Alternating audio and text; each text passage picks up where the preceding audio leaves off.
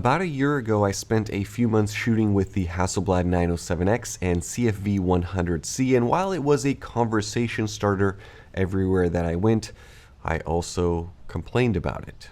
As is, it's not a particularly comfortable camera to handle. No IBIS on a 100 megapixel camera. Handheld though is tough. Can't really use this camera for photographing your kids unless they are asleep or frozen in the snow. This is the X2D2. It has stabilization, it's significantly faster, it has better autofocus, has a proper grip, has a viewfinder, and it's much easier to use. And this is the 35 to 100 millimeter zoom lens that makes this effectively a full frame equivalent of a camera with a 24 to 70 millimeter lens on it, except this is medium format, so 100 megapixels of resolution. My wife took it from me while we were on a recent trip, and after snapping just a few photos with it, she said, and I quote, "Wow, this camera is super nice," end quote. And that was a little bit shocking to me because in the last 15 years of me doing camera videos on this channel, she has never once complimented a single camera that I've ever let her borrow or use. She's never tried a Canon or a Sony or a Fuji camera and said, "Wow, this is nice," or even "this is pretty good." And that says something about this one. After shooting with it for a while, I think that Hasselblad has built one of the best pure photography cameras in existence. It is absolutely complete overkill. It's absurdly expensive. The images are ridiculous. The file sizes are huge. Even my wife likes it. There really is only one problem. Half the time, it's so big and heavy, I don't want to take it with me. The 907X was a different camera. It had this vintage design, no viewfinder, just a pull-out screen so you can shoot at waist level. People would come up and ask you about it, and not only that, they would stay and talk about their experience with Hasselblad, and that would take 15 or 20 minutes and you would end up missing sunsets as a result. But taking pictures with it took some patience and honestly a tripod. Without stabilization, any small shake in your hands would translate into the 100 megapixel sensor. And the other part of the required patience was the autofocus. It was casual, pretty vague at times, relaxed, so it was a slow camera, but I sort of like that. But there's a difference between choosing to slow down and take some photos and having to slow down to take photos. And I think the biggest difference with the X2D2 is just that this camera gets out of your way. This camera is fast, and I guess I should say it's fast in the realm of Hasselblad. If you're shooting with Sony A1s, you're not going to pick this up and all of a sudden be impressed, but compared to the 907X, this is dramatically faster. Autofocus is much more confident. The camera feels responsive. Subject detection works well for people, for portraits, and as a result, this is simply a camera that you can pick up and go out and use and not really have to think too much about. It just simply works, and that changes the appeal of having a medium format camera, at least in my mind. The sensor itself is a masterpiece, and with this camera you can go out and you can shoot your kids as they're running around and not have too many photos that you have to throw out. But it's the IBIS that makes the bigger difference. So in-body image stabilization is what that stands for. Now with smaller censored cameras, the Sonys that I usually run around with, I almost never have a problem with not having stabilization, at least for photography.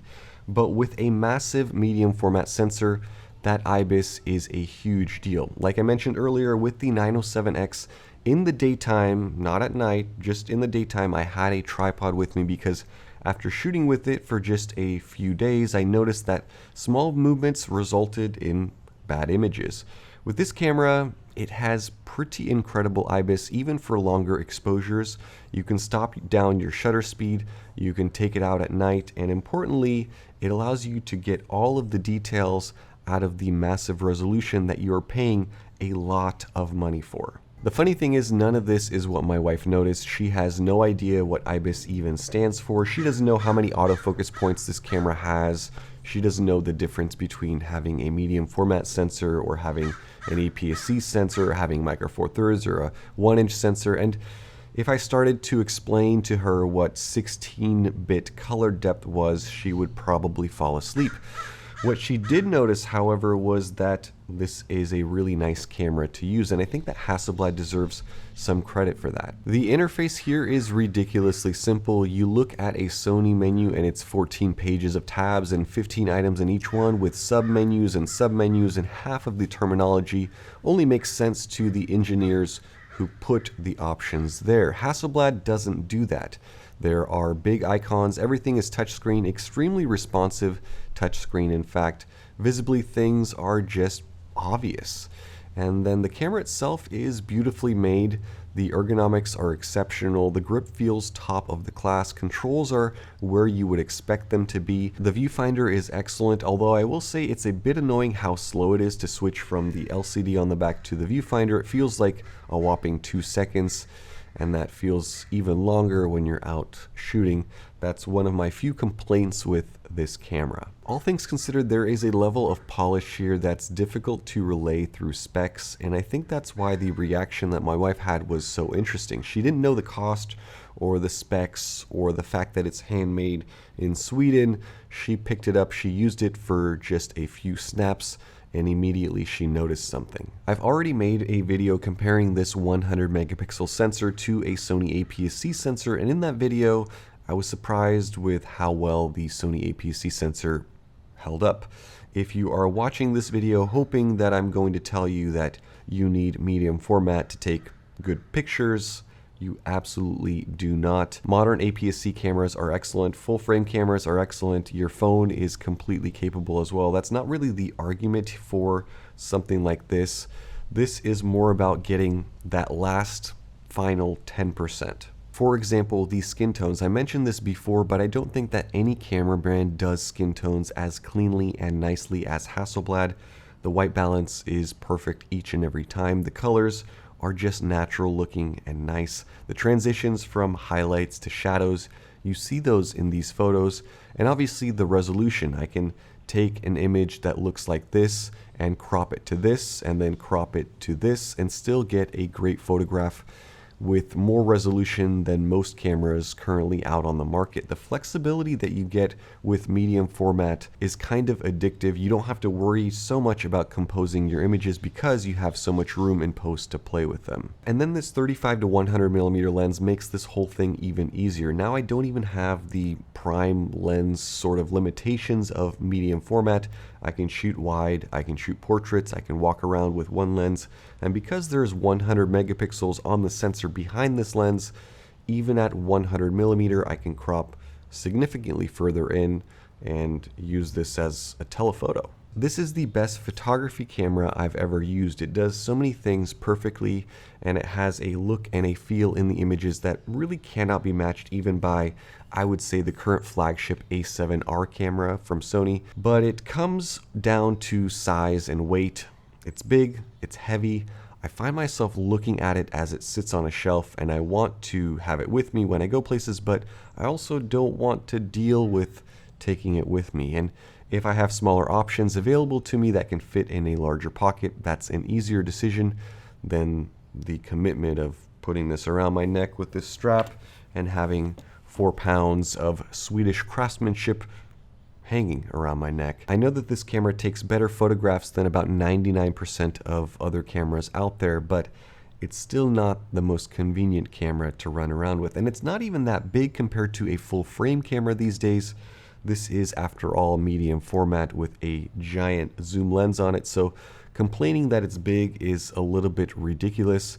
It has a huge sensor, it has huge pieces of glass in the lens. It's just physics, basically. But I guess there is a second reason I find myself not taking this with me everywhere, and that is the price. Not because I live in some sketchy neighborhood, but because I looked it up and I know that this camera and this lens roughly is about 10 times more expensive than my average APS-C setup. So you're looking at almost $13,000 USD worth of gear. And so you do have to be a little bit more careful with this. You have to take care of it. You can't just throw it around like it's some sort of beat up 20-year-old DSLR. The question people will ask at this point is, well, is it worth it? And I would say that there are cameras out there that cost a fraction of this that will produce images that are virtually indistinguishable for the majority of people that are looking at them on Instagram. You are really deep into diminishing returns here. It's kind of like buying a luxury car. You don't spend 10 times more on a Rolls Royce because it's 10 times faster than a Camry. In fact, the V6 Toyota Camry is kind of a beast. You're paying for the engineering, the materials, the design, the interface, the experience, and the performance a little bit on the tail end. And with Hasselblad, you are getting something technically very unusual. The sensor is massive and incredible. The lenses are superb. The file sizes are larger than some video files, but nobody needs this. I certainly do not need this. The question isn't, is this worth the money for me at least? The better question is, does this camera give you something that you can't get from the cameras that you already own? And for me, it kind of does, but I'm just trying to figure out if that's something that is worth carrying around 4 pounds worth of camera gear. On YouTube, saying the best camera has almost no value anymore, but if it did, there really is no such thing, because the true best camera for shooting sports is different. The best camera for travel is something else. The best camera for video is something else, and it's not the same as the best portrait camera. And the best camera for someone who has $1,500 to spend is different than someone who is looking for a camera for $15,000. But if we are talking about just the pure experience of taking photographs and the resulting image, the colors, the resolution, the flexibility of the files, the simplicity of the interface and the app, just an easy camera to use. This is the best photography camera I've used, and that's why it's so frustrating that I find myself not wanting to take it with me places, because when I do, I never regret that I took it because the images are pretty amazing. And maybe I'm looking at this backwards. We've become so obsessed with cameras being small enough to take everywhere, pocket cameras, the latest DJI flippable camera, pancake lenses, your phone, and obviously there is a lot of value in that, but maybe you don't need to take your camera with you everywhere. Like if I'm going to Costco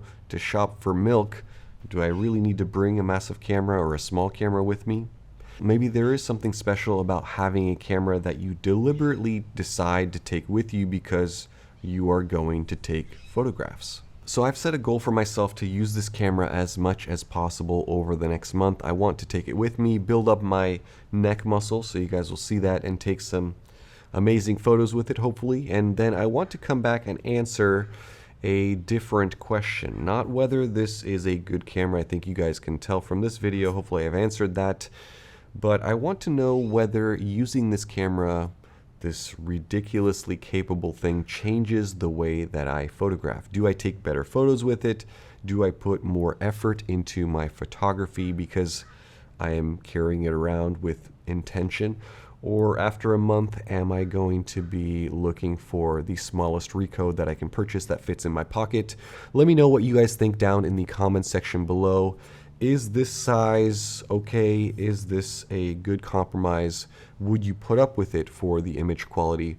Or are you more interested in smaller cameras that are more pocketable at the expense of, let's say, the resolution and the croppability and everything else that comes with that? Well, let me know what you guys think down in the comments below. Thank you so much for watching. Stay tuned for more. Have a nice day. Bye-bye.